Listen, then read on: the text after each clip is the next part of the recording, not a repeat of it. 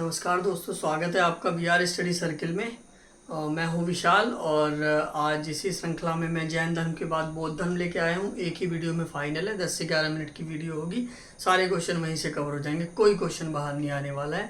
तो प्लीज़ अगर नए हो तो चैनल को सब्सक्राइब कर लीजिए, लाइक एंड शेयर कीजिए, ठीक है। और बहुत क्रिस्प चीज़ें लेके आया हूँ, टू द पॉइंट, और क्वेश्चन आंसर के फॉर्म में लेके आ रहा हूँ मैं, जो बहुत ही आसान होता है, बहुत ही छोटे बच्चे भी उसको याद कर लेते हैं, उसी फॉर्म में लेके आ रहा हूँ। और स्टडी को एक तरह से इजी वे में याद करना ठीक रहता है, तो उसी तरह से मैं लेके आता हूँ। बौद्ध धर्म भी एकदम कंप्लीट कर देंगे बिना विलंब किए हुए। चलो स्टार्ट करते हैं। पहला क्वेश्चन, बौद्ध धर्म के संस्थापक कौन थे? सभी को पता है, महात्मा बुद्ध जी थे बौद्ध धर्म के संस्थापक। क्वेश्चन नंबर 2, महात्मा बुद्ध का जन्म कब और कहाँ हुआ था? 540 ईसा पूर्व लुम्बिनी में हुआ था, जो कपिलवस्तु के निकट है, बिहार में। 540 ईसा पूर्व कपिलवस्तु के निकट लुम्बिनी में हुआ था। महात्मा बुद्ध के बचपन का क्या नाम था?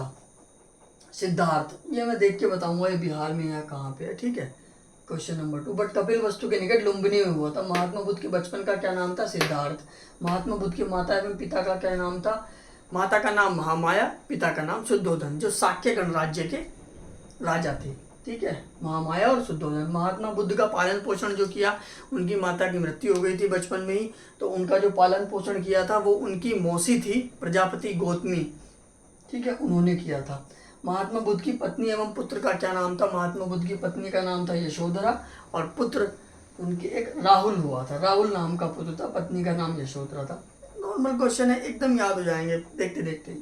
कितने वर्ष की अवस्था में गृह त्याग किया? 29 वर्ष की अवस्था में गृह त्याग किया उन्होंने, और 6 वर्ष तक सत्य की खोज में घूमते रहे। तो वो जो गृह त्याग और 6 वर्ष तक सत्य की खोज में घूमने का जो पूरा प्रोसेस है, उसे महाभिनिष्क्रमण कहा गया। महाभिनिष्क्रमण कहा गया, ये महाभिनिष्क्रमण कहा गया। ये क्वेश्चन आता है, महाभिनिष्क्रमण क्या था? सत्य की खोज में जो वो 6 वर्ष तक घूमते रहे थे, 29 वर्ष की अवस्था में गृह त्याग करने के बाद, ठीक है। गृह त्यागने के बाद सबसे पहले महात्मा बुद्ध किसके शिष्य बने थे? गुरु अलार कलाम के शिष्य बने थे महात्मा बुद्ध सबसे पहले, ठीक है। महात्मा बुद्ध को ज्ञान की प्राप्ति किस स्थान पर हुई थी? ये भी क्वेश्चन आता ही आता है, दोनों क्वेश्चन भी इंपॉर्टेंट है। गुरु अलार कलाम और ये निरंजना, फाल्गु और निरंजना एक ही नदी के नाम थे, निरंजना या फाल्गु नदी के तट पर उरुवेला नामक स्थान पर। कहाँ पर हुई थी? उरुवेला नामक स्थान पर, गया में, ठीक है, गया, बोध गया में। बुद्ध ने अपना पहला उपदेश कहाँ दिया? बहुत ज़्यादा इंपॉर्टेंट क्वेश्चन है, हर एग्जाम में आता ही आता है।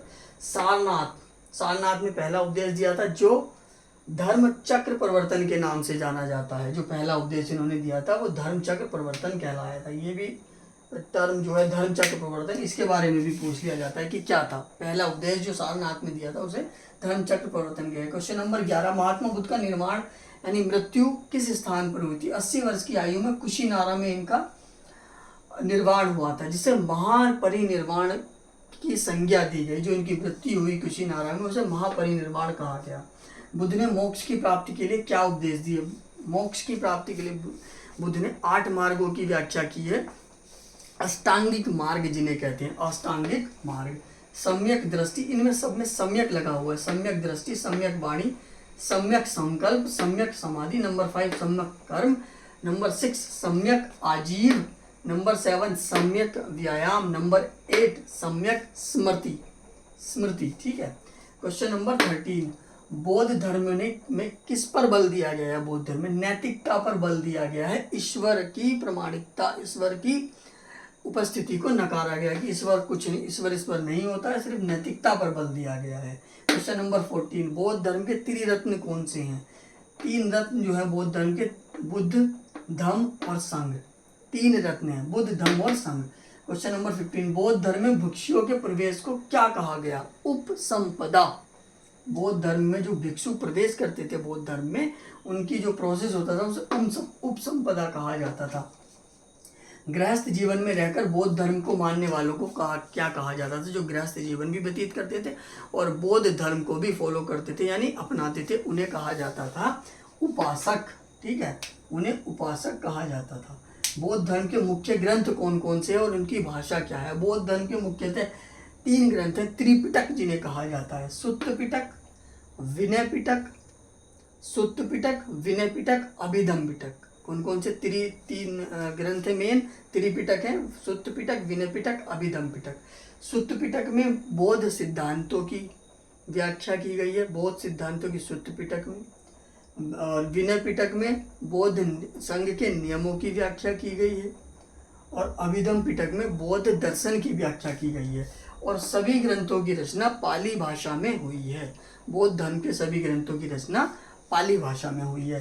क्वेश्चन नंबर 18, बौद्ध धर्म की दो महत्वपूर्ण रचनाएं कौन कौन सी थी? दीपवंश और महावंश बौद्ध धर्म की दो महत्वपूर्ण रचनाएं थी, जिनमें बौद्ध दर्शन और सिद्धांत की व्याख्या की गई है। दीपवंश और महावंश में दो महत्वपूर्ण रचनाएं कौन सी थी? दीपवंश और महावंश बौद्ध धर्म की। क्वेश्चन भी आ जाता है, इंपॉर्टेंट क्वेश्चन है, सारे ही इंपॉर्टेंट है। महात्मा बुद्ध के जीवन से संबंधित प्रतीक होते, कुछ प्रतीक चिन्ह थे उनके जीवन से संबंधित। जन्म के लिए प्रतीक उन्होंने कमल और सांड को प्रतीक माना है जन्म के लिए। गृह त्याग के लिए उन्होंने घोड़ा प्रतीक माना है, गृह त्याग घोड़े से दर्शाया है। निर्वाण को पद्य चिन्ह से रिप्रेजेंट किया है। मृत्यु को स्तूप से, मृत्यु की प्रतीक चिन्ह स्तूप। ज्ञान का पीपल या बोधि वृक्ष, चूंकि पीपल के पेड़ के नीचे उनको ज्ञान प्राप्त हुआ था, इस पीपल के वृक्ष को महाबोधि वृक्ष भी कहा जाता है। ठीक है। और महात्मा बुद्ध, क्वेश्चन नंबर 20 है, क्वेश्चन नंबर 20, महात्मा बुद्ध के मृत्यु के बाद बौद्ध धर्म दो संप्रदायों में बट गया। वे कौन कौन से थे? हीनयान और महायान। नेक्स्ट क्वेश्चन 21, हीनयान और महायान किसका अनुसरण करते थे? हीनयान और महायान दोस्तों हीनयान करते थे, जो हीनयान को मानते थे, वो हीनयान में जो सम्मिलित लोग थे वो बुद्ध के दर्शन एवं सिद्धांतों का अनुसरण करते थे, क्योंकि महायान में बुद्ध के साथ साथ बोधिसत्वों का दर्शन और सिद्धांतों का भी अनुसरण करते थे, बुद्ध के साथ साथ बोधिसत्वों का।